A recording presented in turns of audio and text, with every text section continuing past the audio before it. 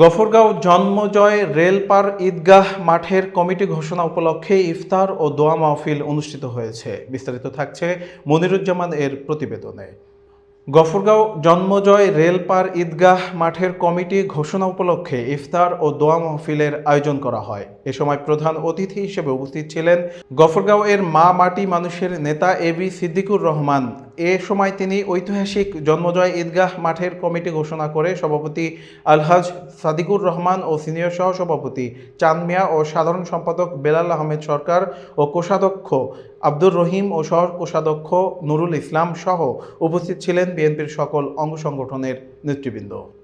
আপনারা এখানে নতুন কমিটি আমার হাতে দিয়েছেন, আপনাদের পছন্দ করে কমিটি আমি এখন আপনাদের ঘোষণা করতে চাইতেছি এবং এই কমিটির জন্য আমি তাকে ব্যক্তিগতভাবে অনুরোধ করে যাব আপনারা যদি মাত্রার প্রতি আপনারা সর্বসর্ব যত্ন রাখেন এবং দেখেন এবং আমার যত সাহায্য সহযোগিতা করার দরকার